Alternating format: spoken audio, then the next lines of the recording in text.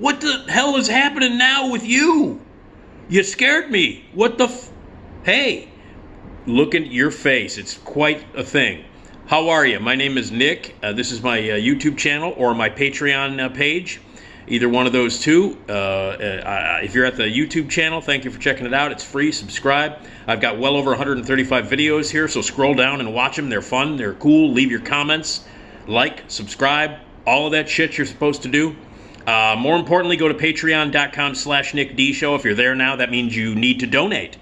And if you donate, you get access to bonus content and free videos that nobody else gets except for patrons who donate. Pick a tier, donate, like $3 a month. What is $3 a month? What does that mean? You can't get a Slurpee this week? Give me a break. $3. You don't have no idea how much it helps out. So go to patreon.com/NickDShow. Donate now, today. Don't be a dick. All right? That's like, do you watch PBS and not pay? Okay. Fine. You're a dick and you don't get a tote bag. It's the same thing. If you go to Patreon and you donate, you're no longer a dick and you get bonus stuff. So think about that. Anyway, patreon.com/NickDShow. Donate right now. Hey, my podcast is the Nick D Podcast. RadioMisfits.com, Radio Misfits Network. New episodes every Tuesday, Friday. All right, the Chicago Film Critics have a film festival that they've been running now for 9 years. This is the 9th annual, and we're smack dab right in the middle of this festival. It started on Friday and it goes through Thursday. It is now Monday morning. I went all weekend. I was there Friday, Saturday, and Sunday. I filed a report on the movies from opening night Friday and the second night on Saturday, and now I'm filing a report on night 3/day 3 of the Chicago Critics Film Festival, run by the Chicago Film Critics Association. It's now at the Music Box Theater. Get your tickets at musicboxtheater.com. It runs through Thursday of this week. That would be the 19th of May. And it's a great festival, put together by great people, my friends, my colleagues. They're very, very cool. So many of my buddies are a part of this.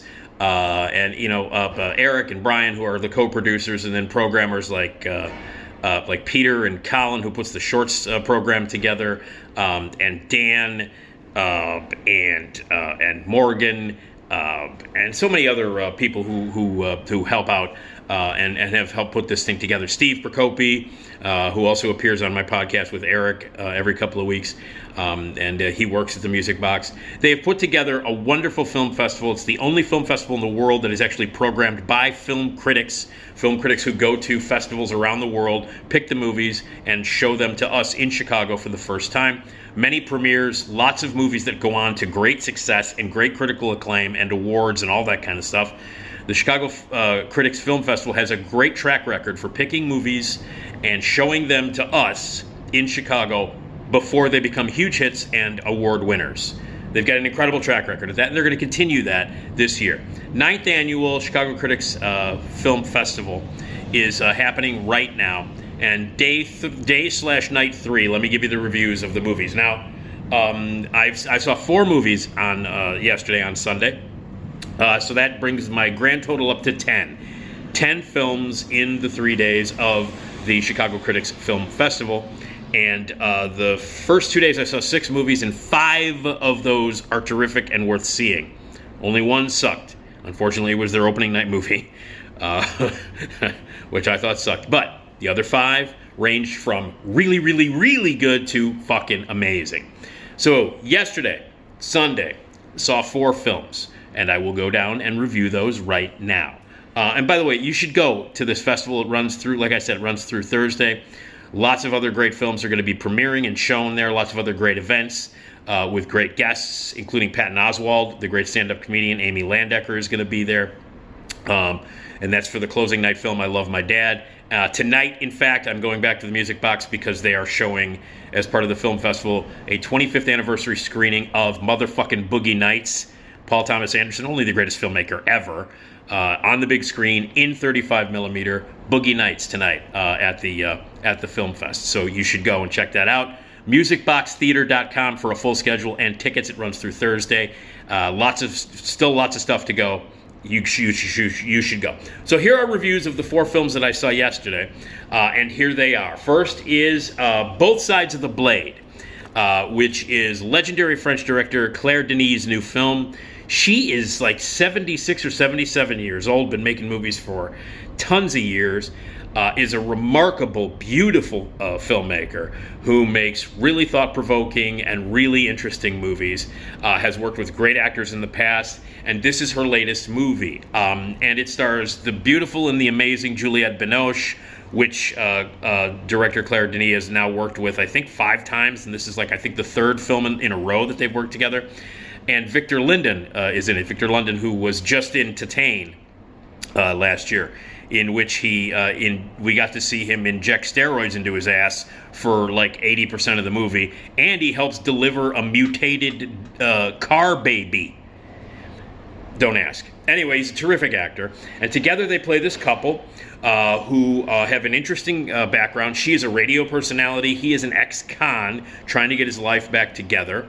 You don't really know much about the couple until the movie slowly starts to tell you their story, this couple's story. They've been together for a while. How they got together, I don't want to give anything. The less I say about the movie, the better. But the movie is about this couple. And between the two of them, they each have secrets. They each have passions, and they each have lies that they're not going to tell each other. Some of them involve what might be affairs. And the story of how they got together as a couple is kind of filled with these weird sort of infidelities and things that start to come out as the movie goes on. Now, on the surface, not a whole lot happens in this movie.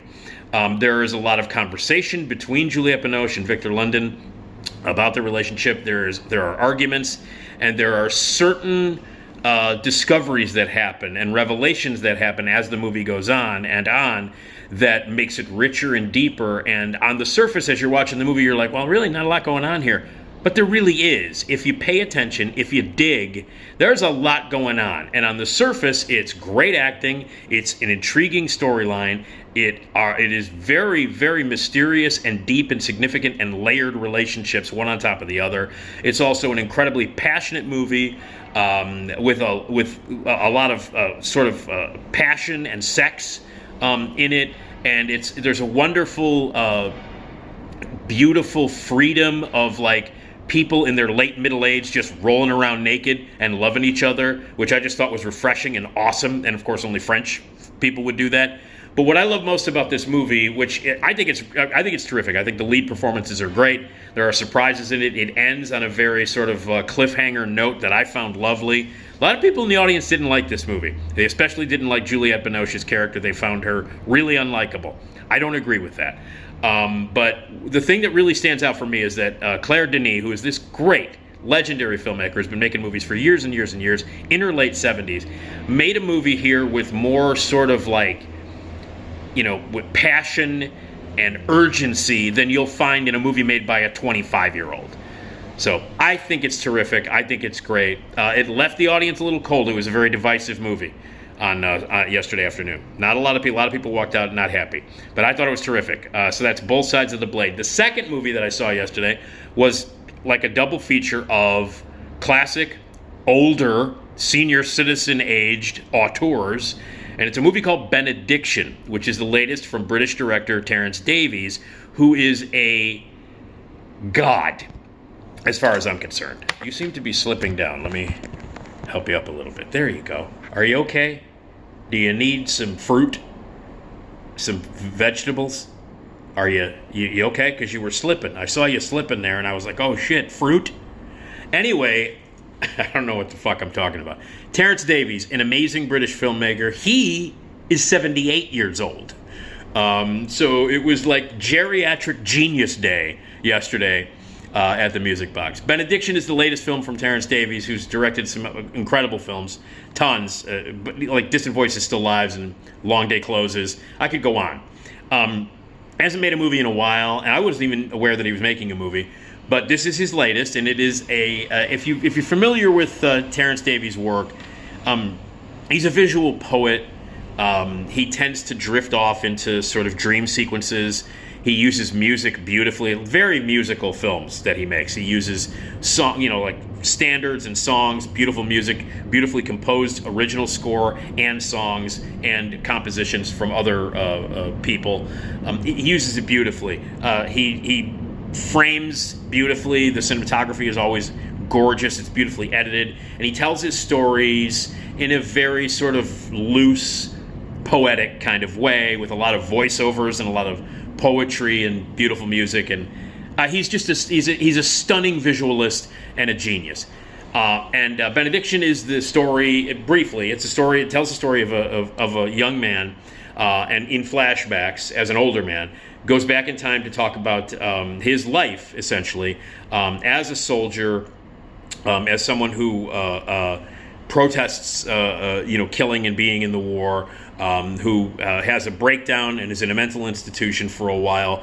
And it is about a soldier, a poet, and a gay man, and his life leading up to, as an older man, played by Peter Capaldi. Yes, the Doctor is in it. And the younger version is played by Jack Lowden.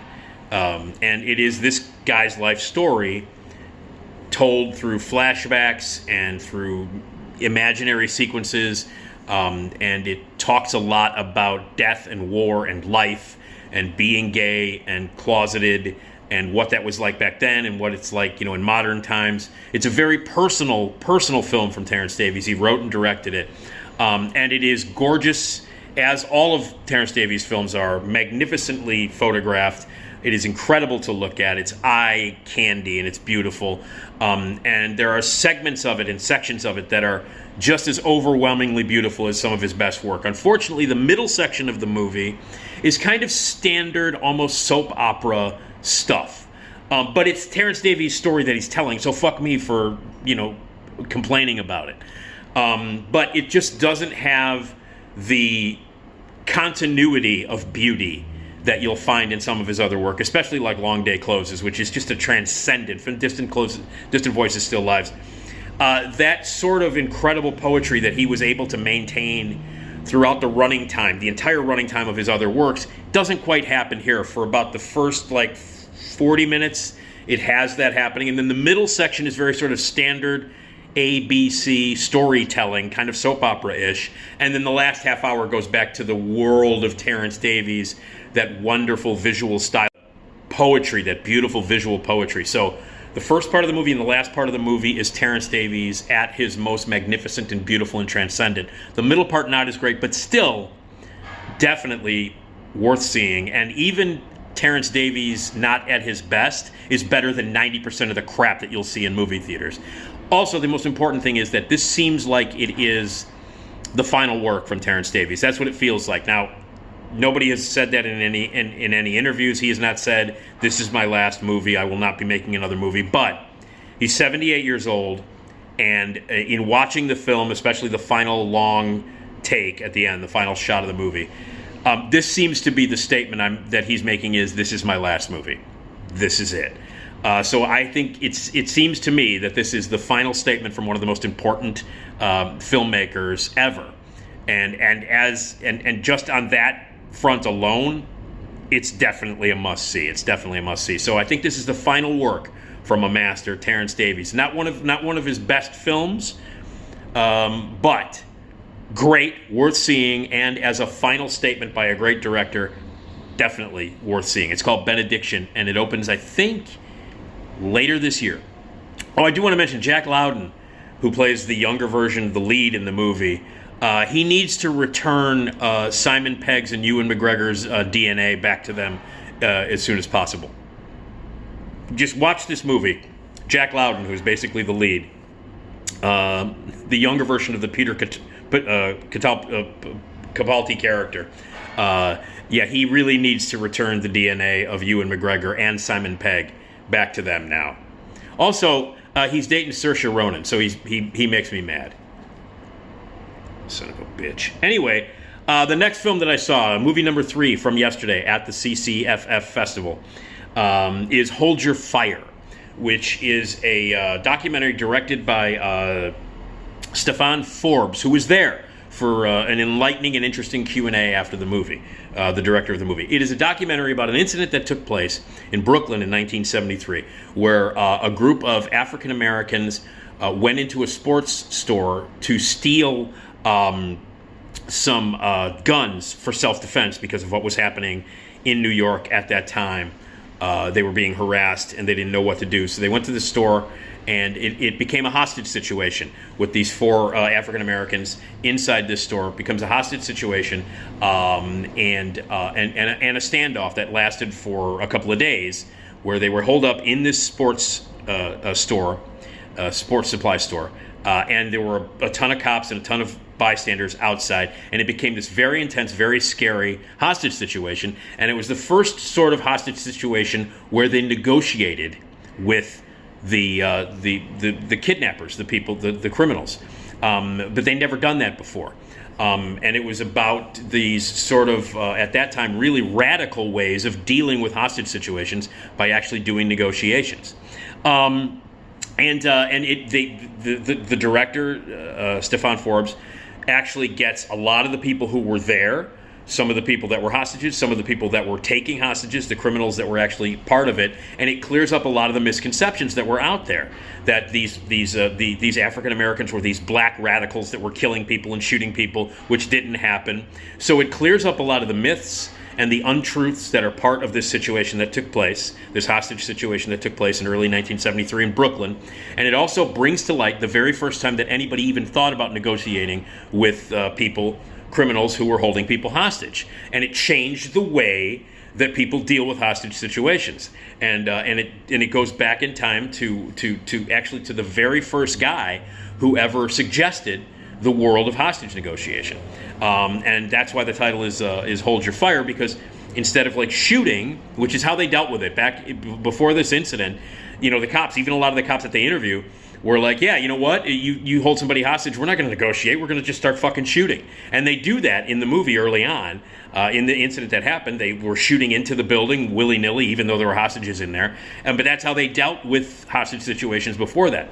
But the movie is about issues that are as vital today as they were then, even more so. Especially with what the violence that a lot of the law enforcement has had on the African American community, and how people of color have been basically fucked over by law enforcement forever, and still to this day. And we saw that blow up a couple of years ago, and continues to be an issue. And this movie brings all of those issues to the forefront, to the conversation in a very compelling manner, and it's a really well-made documentary, and filled with stuff that I didn't know about, filled with footage that was very rarely seen ever, and filled with interviews that are fascinating. A very solid, terrific documentary called Hold Your Fire, one of the better documentaries I've seen in a while.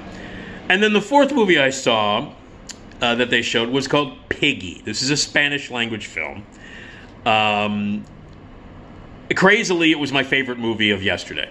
If you were to tell me that I was going to see a Claire Denis and a Terrence Davies movie, and the movie that I ended up liking the most were not those directors' movies, but it was this insane horror film about an overweight teenager who is bullied by her classmates to the point where all hell breaks loose, I would have said there's no way that that's going to be the best movie that I see all day. But it was the best movie that I saw all day.